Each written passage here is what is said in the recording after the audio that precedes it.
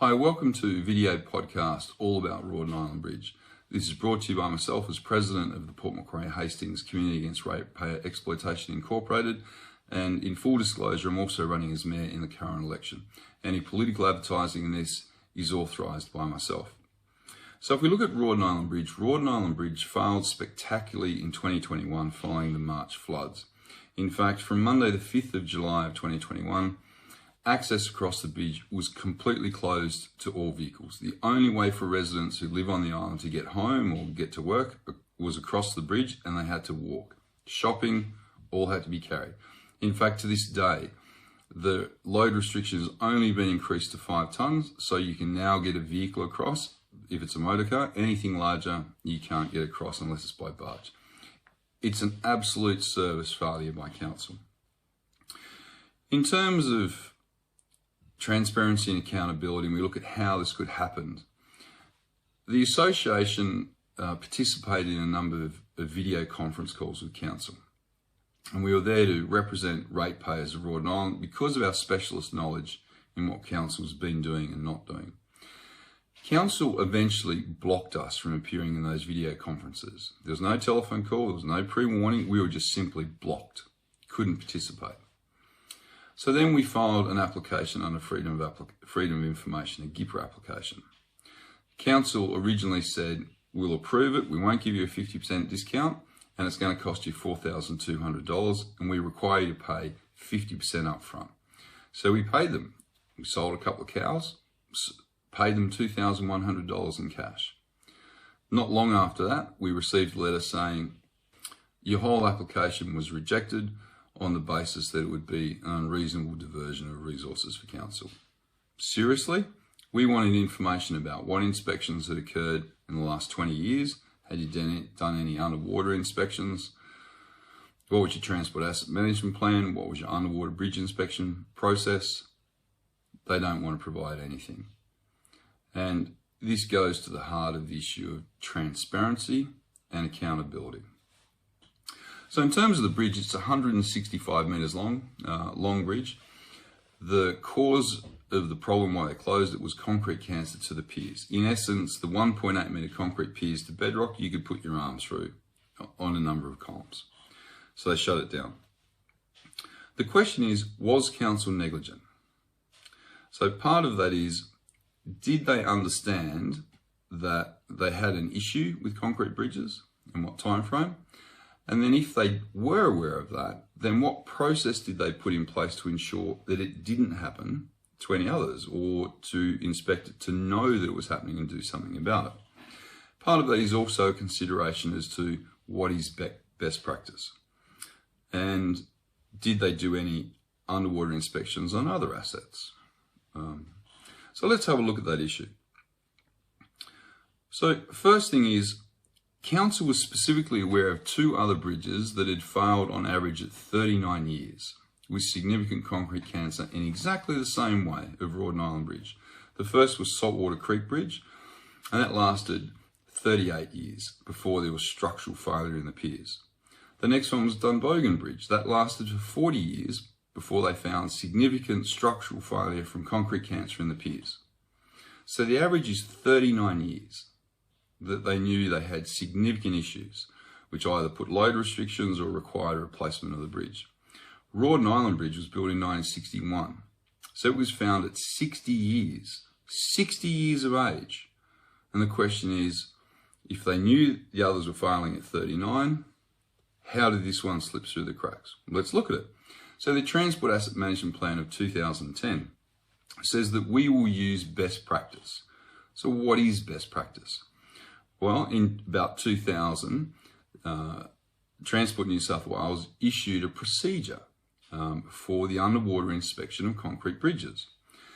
And it specifically states that this has been developed both for RTA and for councils. Now, council employs 39 engineers. Surely they're aware of this. That procedure required underwater inspections every 4 years. And it rotated on the piers, so everyone was done over a period of time. The inspection process required a diving team to blast away all the debris in front of the underlying pier, so the concrete, so they could inspect the condition of the concrete itself. Now, if that was ever done in the last 20 years, they would know. So what is Council's process? So Council's bridge inspection process comprises of level 1, level 2 and level 3. And a level 1 is just a general inspection if there's no defects. Level 2 is if they have structural concerns. And a level 3 inspection is core sampling, basically, of the structure. So they drill in and they find what the problem is. There's never been a level 2 or 3 inspection of that bridge to my knowledge. It's only ever been a level 1. So the question is, how often do they inspect it? Well, annual reports show that they inspected every single bridge every year, and they report on the condition of the bridge. Now, you'd have to ask the question, if they're inspecting it every single year, how can they miss such a fundamental problem as you've lost almost all of the concrete under one of your supporting peers? It defies belief, with 39 engineers involved. Seriously? So we know from the Transport Asset Management Plan that they are aware, the 2010 one, that they are aware that the life of concrete bridges was being reduced. And I've just put up on the screen an extract from that plan. And I've highlighted the sections, but what you can see there at the very end is that the useful life of bridges was decreasing, and part of that was because of the corrosion and fatigue of the concrete and steel from salt water. Exactly what happened to Rawdon Island Bridge. I've just put another picture up there, and this is from a 2010-11 annual report on the environment, which said that acid sulfate soils in the rivers are contributing to the corrosion of infrastructure such as bridges and culverts. And the reason is it turns to sulfuric acid, which gets in easier to the concrete. So what did our responsible council do? Well, so the useful life, they said, of a bridge in 2005-6 was 80 years. In 2011-12, they decided to increase that to 100 years. Now, this is after they stated in 2010 their life had been reducing. Council decided to increase it by 20 years. So how many bridges are there? There are about 40 concrete bridges and 83 timber bridges. So a lot. What are they doing about it?